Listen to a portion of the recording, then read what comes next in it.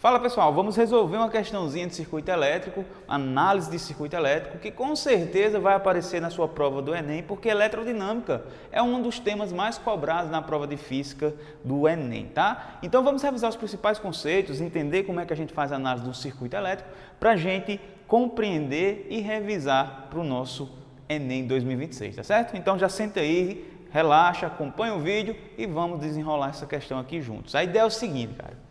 Essa questão diz que a gente tem uma fonte de tensão de 5 volts conectada em série com um resistor desconhecido de valor R e um LED que tem a seguinte especificação, né?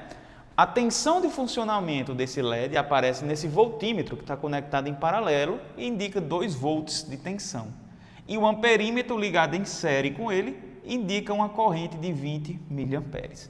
A pergunta é, qual é o valor da resistência R que a gente coloca aqui para que esse LED funcione com esses valores de tensão e correntes nominais dele, né? Que está aparecendo aqui para a gente. Então vamos fazer a análise do circuito. A ideia é o seguinte, cara.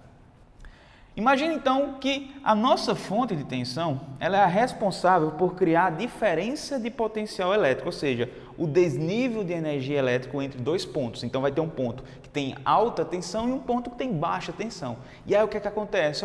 As cargas elétricas, considerando o movimento das cargas positivas, saem da maior tensão em direção à menor tensão elétrica. E esse movimento de carga meio que ordenado a gente chama de corrente elétrica.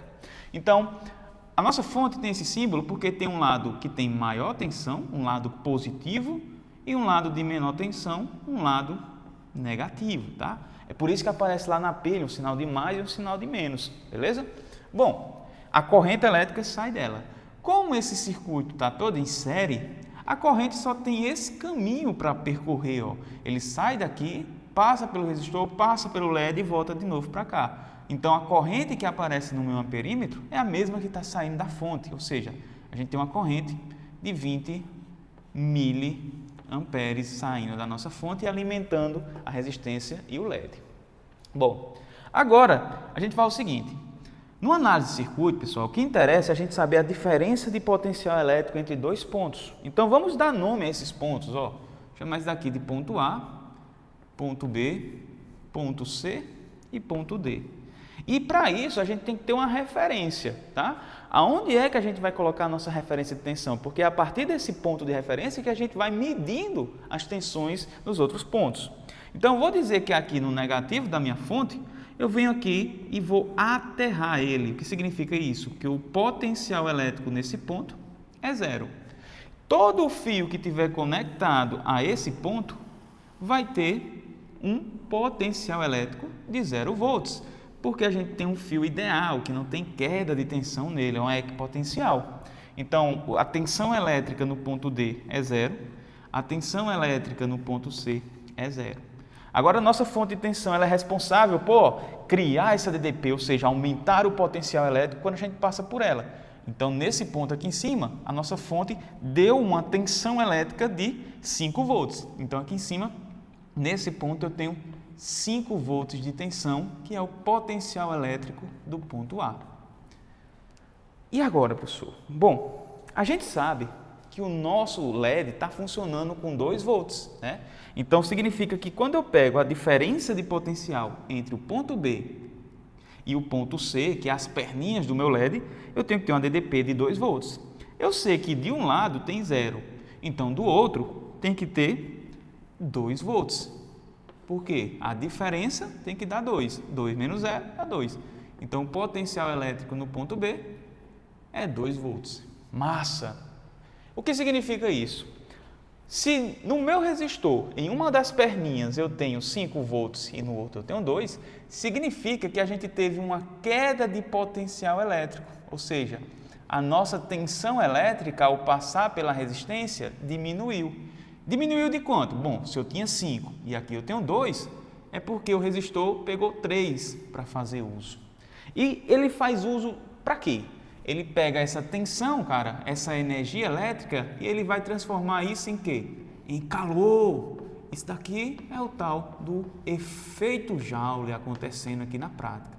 Que pode ser bom, chuveiro elétrico, ferro elétrico, ou pode ser ruim, né? Eletrônico, geralmente, esse efeito Joule é ruim. A gente não quer que os eletrônicos esquentem, tá? Bom, então teve uma DDP de tensão. Eu falo que é o pedágio, né? A corrente elétrica, quando vai passar por um resistor, ela tem que deixar parte da energia que ela pegou em um ponto para ir para o outro. E aí o resistor, ele rouba um pouquinho dessa energia para transformar numa energia que a gente não tem uso, né? Calor, térmica não funciona para a gente aqui, nesse caso do circuito elétrico. Beleza, então o que é interessante saber? Relembrando, a DDP entre dois pontos, por exemplo, a DDP entre o ponto A e B, você faz o potencial elétrico de A menos o potencial elétrico de B. Nesse caso, essa diferença é exatamente aquilo que o resistor está pegando para ele. Então, eu posso dizer que a DDP entre o ponto A e B é a DDP, ou é a tensão elétrica que está no meu resistor R. É o que ele está usando. E a gente já viu, então, que essa DDP vai ser calculada como sendo potencial em A menos potencial em B. Isso vai dar 3 volts de DDP. Beleza? Sabemos a corrente elétrica que passa pelo meu resistor. E que passa no resistor é uma corrente de 20 miliamperes. O prefixo mili significa pegar esse valor de 20 e dividir por 1000 ou multiplicar por 10 a menos 3 amperes. E por que a gente precisa dessas duas informações? Porque a corrente elétrica que passa por esse resistor, transportando energia, né? Essa corrente de 20 miliamperes, deixa essa energia e vira calor depois, né? O efeito Joule, ela vai obedecer a lei de Ohm, já que esse é um resistor ôhmico. Então, o que é que vai acontecer? Num resistor ôhmico, a gente tem uma relação direta entre corrente e tensão e uma relação inversa entre a corrente e a resistência. Como assim? Quanto maior for a DDP entre os terminais do meu resistor, quanto maior a DDP no meu resistor, mais corrente elétrica vai passar por ele, mais corrente elétrica flui pela minha resistência, tá? Tá aqui o I. Quanto maior for a resistência, quanto maior o R, menor será o valor da corrente I. E aí, a gente tem a primeira lei de Ohm. Vou colocar aqui, ó, primeira lei de Ohm, que relaciona essas três grandezas num resistor. E ela diz que a DDP no resistor elétrico, ou seja, a tensão no resistor, é igual ao produto da resistência elétrica vezes a corrente que passa por ele, IR.